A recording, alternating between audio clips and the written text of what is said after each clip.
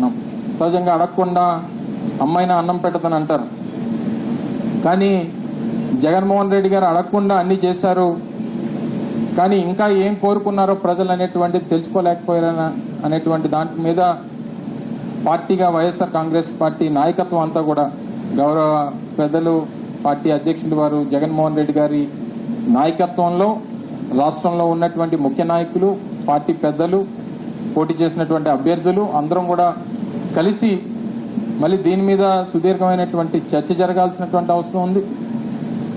ఓ రకంగా దీని మీద మనం చేసినటువంటి దాన్ని ఎందుకు మనం చేసినటువంటి ఇన్ని కార్యక్రమాలు చేసినప్పటికీ ఈ ఫలితాలు ఏ రకంగా ఎందుకు వచ్చాయి, ఏ లోటుపాట్లు జరిగాయి అనేటువంటిది ఒక రాజకీయ పార్టీగా తెలుసుకోవాల్సినటువంటి బాధ్యత వైఎస్ఆర్ కాంగ్రెస్ పార్టీ మా మీద ఉంది. దాన్ని తెలుసుకునేటువంటి కార్యక్రమం చేస్తాం.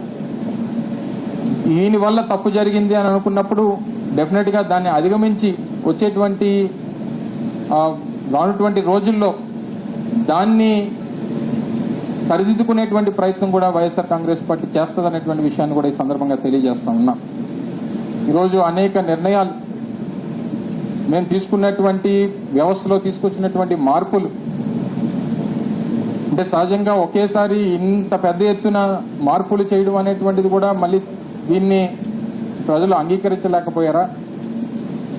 అంటే ప్రభుత్వం గతంలో ఉన్నటువంటి ప్రభుత్వాల దగ్గరికి వెళ్ళి పనిచేసుకునేటువంటి పరిస్థితి దగ్గర నుంచి ప్రభుత్వాన్నే వారి కాళ్ళ దగ్గర తీసుకుని వచ్చి పెట్టడమే తప్పయిందా, లేదా ప్రతి పథకాన్ని వారి ఇంటి దగ్గర తీసుకుని వచ్చి చేర్చేటువంటి దాంట్లో అంత విజయవంతంగా చేర్చినప్పటికీ దాన్ని ప్రజలు అంగీకరించలేకపోయారా?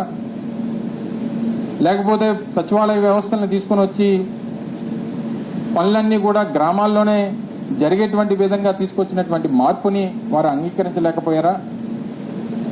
లేదా వాలంటీర్ వ్యవస్థను తీసుకొని వచ్చినటువంటి ప్రతి